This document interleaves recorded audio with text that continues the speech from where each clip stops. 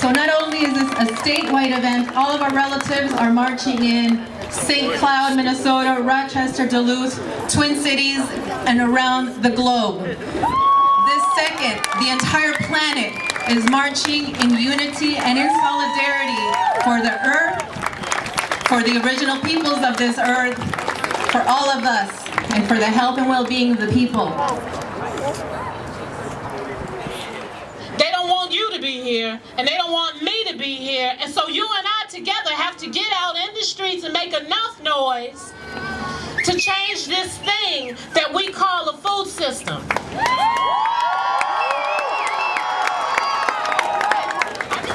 Power concedes nothing without a demand. So you can stand up here all day and say whatever you want to say, but if you don't demand it, it's not going to happen. So I'm going to make another question to you about, are you willing? Are you willing to make a demand to those that you see are in power? Everything is in a circle. The sun, the moon, the earth, our seasons, our weather, everything is done in a circle. And everything is done in a circle for great reasons, and so that we all come together as one entity, as one mind, as one spirit. And there are a lot of people across the country and internationally today that are also praying. And so this would kind of, in respect for what we're doing, be a harmonic convergence throughout the world and throughout the United States. So today I'm here not only to oppose everything that Monsanto stands for, but also to invite you to join us in the work as seed keepers. It's up to us to make sure that these seeds are protected and maintained so that we can pass them on to the next generation, to our children, to our grandchildren, and for the next 7 generations. Companies like Monsanto are the challenge that we face today, and it's up to us to grow them and to share them and to preserve their integrity. And so I'm here today on behalf of those seeds, and what I am carrying with me is the 3 sisters, which is the corn, beans, and squash that grow so beautifully together in our gardens, and I will be marching with them next to my heart.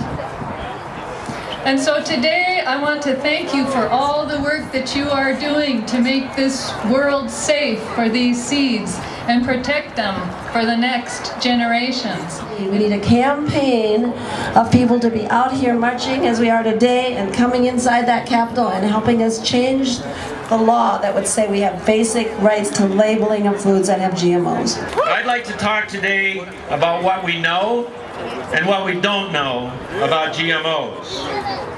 We know that genetically modified organisms, or GMOs, are novel, transgenic. That means genetic material from one species put into another that could normally never breed and cross.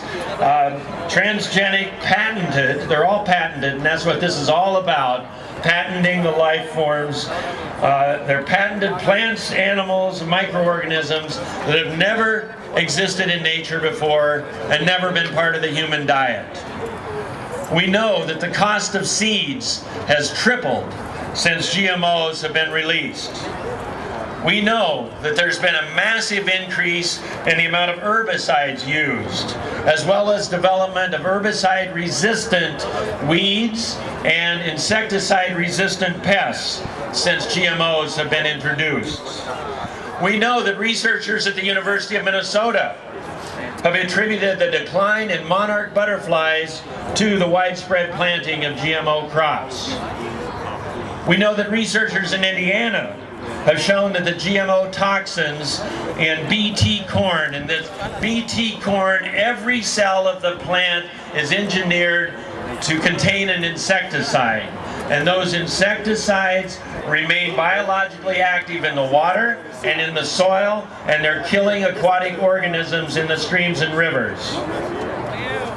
We know that corn rootworms, which is one of the pests that the Bt corn is designed to kill, have now developed resistance to that Bt insecticide that's resulted in an increase in insecticides, including neonicotinoids that harm bees and other pollinators. We know that GMO soybeans contain high levels of glyphosate or Roundup in the beans themselves, whereas non-GMO soybeans contain no such residues. We know that glyphosate or Roundup is a systemic poison and it's now found in human breast milk. We know that female hogs, when fed GMO feeds for 22 weeks, had significantly heavier uteri, and all hogs that were fed the GMO rations had high levels of stomach inflammation than compared to hogs fed non-GMO feeds. We now know that the porcine epidemic diarrheal virus, which has killed millions of pigs in Minnesota and throughout the Midwest, has only been found in hog herds that consume GMO rations and is not being found in hogs that eat organic feed.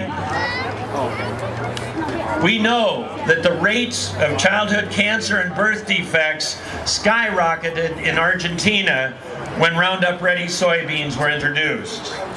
We know that rats fed genetically engineered corn for their entire lives develop tumors and die earlier than rats fed normal corn. We know from research in Canada that the Bt toxin in this GMO corn crosses the placental barrier and is found in the fetal cord blood of humans. We know that over 30 countries and now counties in California, Oregon just earlier this week, and Washington State have voted to ban GMO crops in their counties. We know that 64 countries and the states of Vermont, Connecticut, and Maine have passed laws requiring mandatory labeling of foods containing GMOs. And we want Minnesota to be next in the next legislative session. We know that Monsanto is the world's leading manufacturer of GMOs and Roundup herbicides. But despite all we know about GMOs, we don't know when they're in our food. Here in Minnesota, we need to change that and have mandatory labeling. Once mandatory labeling is adopted, we'll be able to conduct the epidemiological research and understand the public health impacts of GMOs. We will be able to choose foods that are consistent with our religious beliefs and our ethical values. We'll be able to make informed choices for our families, and the free market will determine the fate of this novel technology. We have a right to know. So please get warmed up for the march and join me and the members of Right to Know Minnesota in saying 5 times, GMO, let us know. GMO!